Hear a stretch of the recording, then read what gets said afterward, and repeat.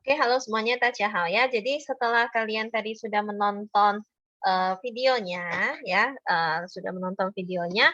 Nah, sekarang kita akan melanjutkan materinya, ya. Nah, ini dia PowerPoint-nya sudah ada di Google Classroom. Tadi saya bilang kalian boleh coba dulu menerjemahkannya dulu ke bahasa Indonesia. Kira-kira apa sih arti dari dialognya, kan gitu ya. Nah, ini dialognya semua kosakatanya sudah pernah dipelajari, ya. Jadi kita hanya mengulang kembali aja. Nah, sekarang kita artikan aja sama-sama ya. Kita lihat artinya bersama-sama. Yang sudah kalian, mungkin tadi sebagian dari kalian udah lebih cepat selesai nonton, udah coba-coba dicari artinya. Nah, boleh di cross check ya, dicocokkan sekali lagi arti yang sudah kalian kerjakan itu benar atau tidak ya. Oke, Bu, tidak mesti sama persis, yang penting maksudnya itu sama sudah oke ya. Oke, right, saya bantu bacakan dulu, kita terjemahkan sama-sama ya. Oke, ini pelajaran kelima ya, ke pelajaran kelima.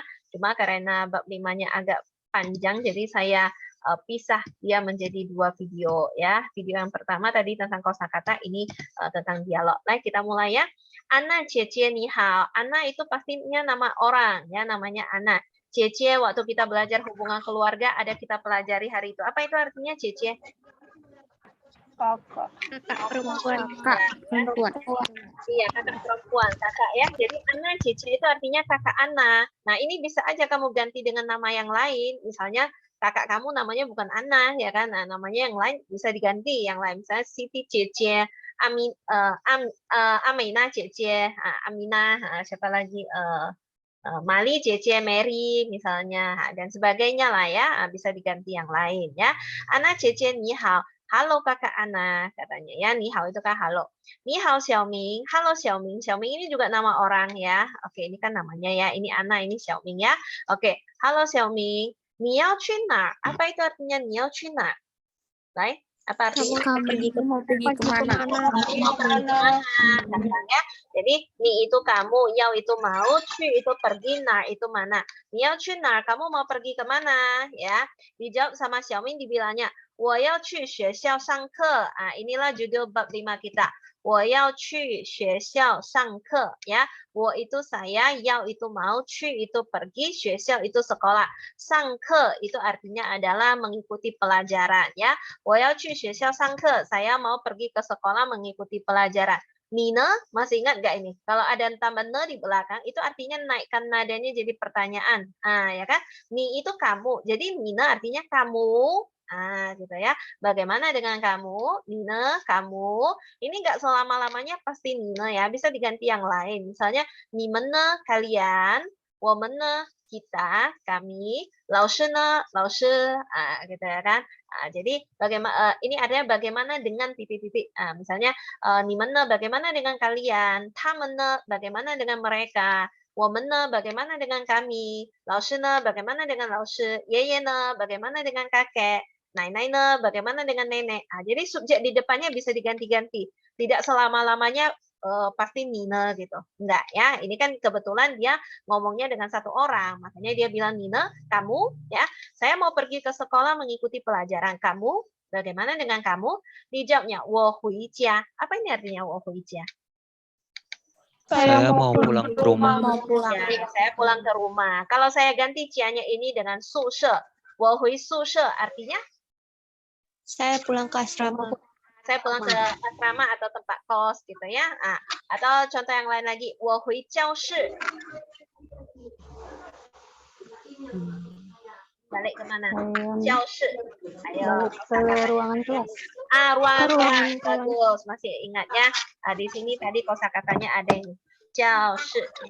Ya, oke. Ruangan kelas. Saya kembali atau saya balik ke ruangan kelas. Oke, kita lanjut dialog yang kedua ya. Amin, 你要去上课吗? Amin nama orang. 你要去上课吗? Ni itu kamu, yao itu mau, cu itu pergi ya kan? 上课 mengikuti pelajaran, ma itu kah? Amin, kamu mau pergi mengikuti pelajaran kah? Katanya ya, Amin, kamu mau pergi masuk kelas kah? Mengikuti pelajaran kah? Dijawabnya pu. Artinya tidak, ya kan? Dibilangnya pu, tidak. 我下课了. Apa itu artinya 我下课了? Saya sudah selesai Saya kelas. sudah selesai kelas. selesai belajar atau keluar dari kelas, selesai mengikuti pelajaran, sama aja ya. Sangke kan mengikuti pelajaran ya. Siake lawan katanya. Nanti jam 8.30 berarti kita sudah siake le. Ya kan sudah selesai belajar ya. Tidak, saya sudah selesai belajar atau saya sudah lepas kelas, saya sudah selesai mengikuti pelajaran, terserah. Yang penting artinya sama ya. Amin, kamu pergi mengikuti kelas kah atau kamu mau masuk kelas kah? Enggak, aku udah selesai kok katanya ya kan, sudah selesai belajar ya.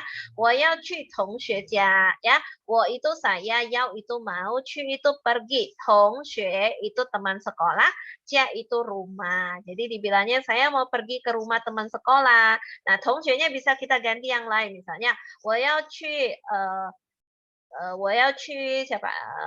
Kuku. Misalnya 我要去 kuku的家 ya. Saya mau pergi ke rumah bibi saudara perempuan bapak. 我要去奶奶家. Saya mau pergi ke rumah nenek. 我要去老师家. Saya mau pergi ke rumah 老师. Bisa diganti yang lain. Atau nama orang juga bisa. 我要去阿明家. Saya mau pergi ke rumah Amin. Gitu ya. Di sini tengah-tengahnya bisa juga kalian tambahkan te. Itu pun boleh. Cuma kalau mau singkatnya nggak usah te-nya pun boleh. Te itu menunjukkan kepunyaannya. Bisa juga saya bilangnya 我要去同学的家, itu pun boleh. Itu lebih lengkap ya. Cuma kalau ini lebih sehari-hari lah ya, lebih singkat gitu ya. Nina, kamu ya. Jadi dibilangnya enggak, saya udah selesai belajar. Saya mau pergi ke rumah teman sekolah. Kamu, Nina, ya. 我要去教室上课 ya. Saya mau pergi ke 教室. Tadi sudah kita pelajari ruangan kelas, 上课 mengikuti pelajaran sama dengan ini ya. Saya mau pergi ke ruangan kelas mengikuti pelajaran. 再见, sampai jumpa. 再见, sampai jumpa. Tidak ada masalah ya. Oke, sekarang kita masuk ke latihan yang ganti-ganti ini ya. Oke. Nah, di sini ada satu bacaannya. Nah, saya bantu bacakan. 我要去学校. Inilah judul bab 5 kita ya kan. 我要去学校. Saya mau pergi ke sekolah. Di bawah kata 学校, di bawah kata sekolah, ada di garis bawah. Bakalan diganti dengan yang di dalam kotak-kotak. Di dalam kotak-kotak ada 2, 4, 6, 7. Ada 7 ya. Jadi dari satu kalimat ini bisa berubah menjadi 7 kalimat yang baru. Tinggal diganti lokasi tujuannya aja. Sudah berubah jadi kalimat yang baru. Jadi yang di garis bawah ini bisa kamu ganti dengan tempat yang ingin kamu pergi ya. Tidak mesti seperti yang ini. Misalnya kamu mau pergi ke luar kota, bisa diganti dengan nama kota. Misalnya 我要去纽约, saya mau pergi ke New York misalnya. 我要去西班牙, saya mau pergi ke Spanyol. Apalagi 我要去pokoknya manalah yang kamu pengen pergi, bisa kamu ganti lokasinya ya. Bisa nama negara, bisa nama kota ya, bisa lokasi tujuan, misalnya rumah siapa atau pergi ke kantor pos misalnya Yuji, di sini nggak ada ya. Tadi contoh-contohnya kita hanya sebatas yang di lingkungan sekolah. Ada banyak lokasi yang lain, misalnya Jinchaji, kantor polisi, Yuji, kantor pos, gitu dan sebagainya. Ini bisa diganti lokasinya yang lainnya. Oke, 我要去学校, saya mau pergi ke sekolah. Kita ganti dengan yang pertama ya. Ini bacanya apa yuk? Tanpa Hanyu Pinyin bisa nggak dibaca? Bisa nggak ditandain? Jadi Hanzinya diingat-ingat. 教室 Chelsea ada yang bisa ya, tapi kalau mungkin masih belum ya, masih pertama kali nampak agak-agak lupa. Ini. Jadi biasakan jangan hanya melihat Hanyu Pinyin, yang di belakang ini jangan kamu asik lihat Hanyu Pinyin ya. Utamakan diingat bentuk Hanzinya supaya prakteknya nanti di dunia nyata gak ada nampak ini. Kamu pergi ke luar negeri gak ada dituliskan Hanyu Pinyin-nya ya, yang ada adalah Hanzi. Jadi kalau bisa ya diingat-ingat ya bentuk Hanzinya. Oh, ini bacanya 教室 artinya ruangan kelas ya. Oke. Nah, jadi yang pertama bacanya 教室 artinya ruangan kelas. Saya bantu bacakan ya. Yang kedua ini bacanya 餐厅 artinya apa ya? 餐厅. Mungkin Kantin, rumah makan. Rumah makan ya. Rumah Kalau kantin lebih tepatnya 福利社 bisa ya. Atau rumah makan dengan kantin apa bedanya? Kalau rumah makan restoran siapa aja boleh masuk. Tapi kalau kantin kadang dia hanya untuk golongan tertentu. Misalnya kantin sekolah berarti yang bisa masuk ke sana kan cuma yang sekolah di situ ya kan. Atau misalnya contoh kantin di kepolisian, misalnya di kantor polisinya di situ ada kantin. Itu kan khusus untuk orang-orang yang kerja di sana. Atau di misalnya kantor pajak, di dalamnya ada kantin. Itu kan berarti untuk yang kerja di sana. Atau di kantor, misalnya kantor perusahaan, kantinnya itu kan untuk pegawainya aja. kita yang orang luar bukan pegawai mereka kan nggak bisa masuk. Nah, itu kantin. Kalau restoran siapa aja boleh masuk ya. Jadi canting lebih tepatnya itu restoran atau rumah makan ya. Cuma dia memang nadanya mirip dengan kantin ya kan. Tapi bacanya canting. Jadi berhubungan dengan makanan. Gampang diingat ya. Oke, lanjut berikutnya tusukuan. Ini artinya perpustakaan. Ini coba pengyou jia, jia itu rumah, pengyou masih ingat nggak apa itu pengyou? Teman. Teman sahabat. Jadi pengyou jia itu artinya apa? Rumah sahabat atau rumah teman. Rumah sahabat atau rumah teman. Betul. Lao shi jia, lao shi guru, jia itu rumah. Lao shi jia berarti rumah lao shi atau rumah guru ya. Rumah guru. Iya, tongxue jia rumah teman sekolah ya. Kalau pengyou dengan tongxue apa bedanya? Kadang ada yang nanya gitu, sama-sama temannya ini ya kan. Ini teman sekolah apa bedanya? Ya kalau teman nggak mesti satu sekolah kan, bisa aja temanmu itu usianya lebih tua kan juga bisa temenan, bisa jadi pengyou ya kan. Tapi kalau tongxue itu ya pasti seangkatan atau sama-sama sekolah, di sekolah yang sama, itu baru namanya tongxue jia. Kalau pengyou teman aja kan bisa teman dari yang kamu kenal dari luar sekolah misalnya ya kan, yang usianya mungkin lebih tua atau kamu kenal karena mempunyai hobi yang sama dan sebagainya, itu namanya pengyou. Tapi kalau misalnya yang sama-sama sekolahnya, tempat belajarnya, itu namanya tongxue ya. Oke, lanjut yang paling bawah, liu xueshen sushe. Sushe artinya asrama, liu xueshen mahasiswa asing ya, pelajar asing, orang yang meninggalkan negaranya untuk belajar atau untuk kuliah. Itu namanya liu xueshen. Jadi kalau kita ubah yang di garis bawah ini dengan yang di dalam kotak-kotak menjadi 7 kalimat yang baru.